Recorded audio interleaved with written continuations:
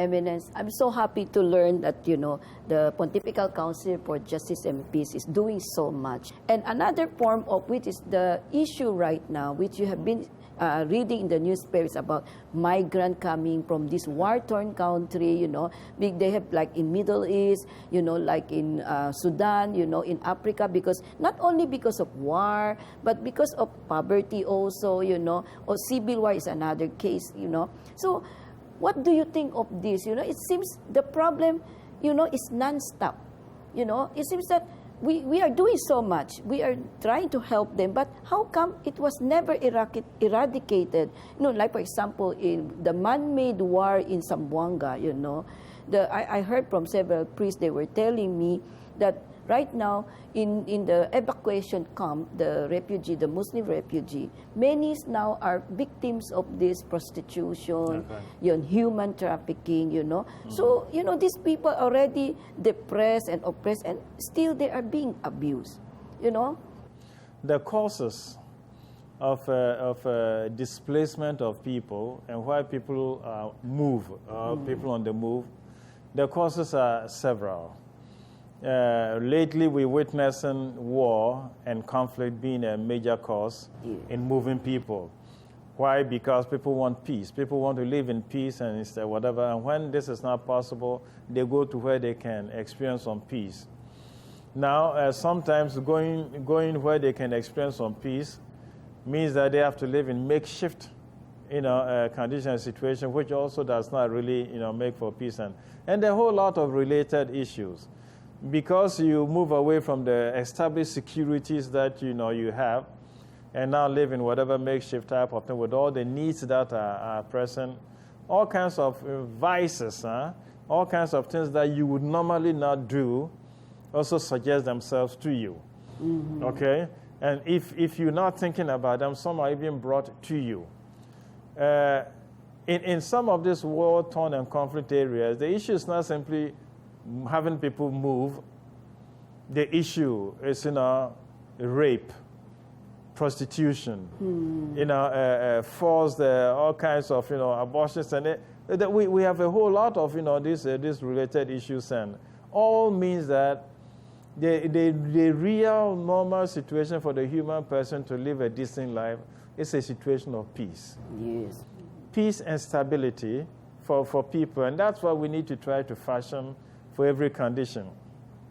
Sometimes there may not be war, there may not be conflict, yet people move.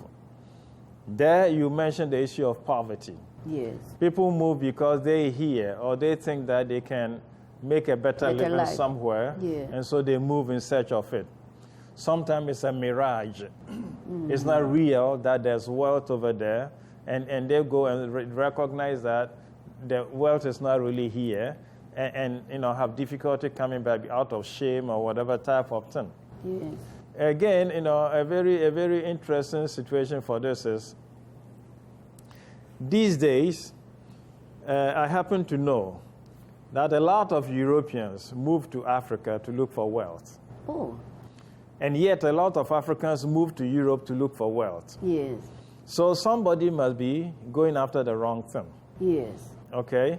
Naturally, with the wealth that we have in Africa, with the minerals and everything out there, it doesn't make sense to think about Africans going to Europe to look for wealth, knowing that Europe made a whole lot of its wealth from Africa and other, related countries in the Southern Hemisphere. So that's what it is. Now, when that happens, then I think that we need to think a little bit more deeply and recognize the real causes of some of this movement, especially when it is motivated by poverty. We need to recognize sometimes what Pope Benedict XVI said. The lack of ideas and the lack of thinking is sometimes also responsible for underdevelopment. And that's why we have education. And that's why we have education institutions, to enable us to think. Because it is with our thoughts and ideas that we transform our environment. And this, again, is a big challenge for us as a church. We traditionally, as a church, we have always encouraged the development of educational centers and institutions. Yes. These, for us as a church, are not just to teach catechism, They're not just to teach people how to read the Bible, Yeah. but it's also to help people engage meaningfully with their environment, to see how they can make the environment serve their need. Yeah. And that is very crucial, and we need to pay attention to that. And not have people live a situation where they can improve upon something and live going to a place where, things are already done. If the movement of all of this into cities will generate another trouble, joblessness and unemployment. Yes. The city can only provide so much and can provide so much for so very many. It's an experience that is not limited to the Philippines. Yes. I share a small experience again with you, not to push anything that I'm doing, but, because part of the movement of their children into cities Yes. is access to education, for Yes. example. Because the top universities, the decent, education centers are in the cities. Okay, so, staying on the farm or in the villages at a certain point, if you want to advance, Yes. okay, whatever you need to move and all of that is possible. But these days, technology also exists Yes. to make us a whole lot of these things also available even in the rural communities. Yes. As I sit here talking with you, we have a project in Ghana, project that we started in the diocese I was in just before, we have a project to, kind of help rural communities, staying in the rural community, still study the same, to have access to the same quality of education that people in top, institutions in the cities would have.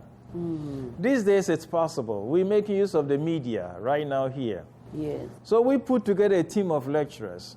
They took their syllabus and developed lessons and developed workbook.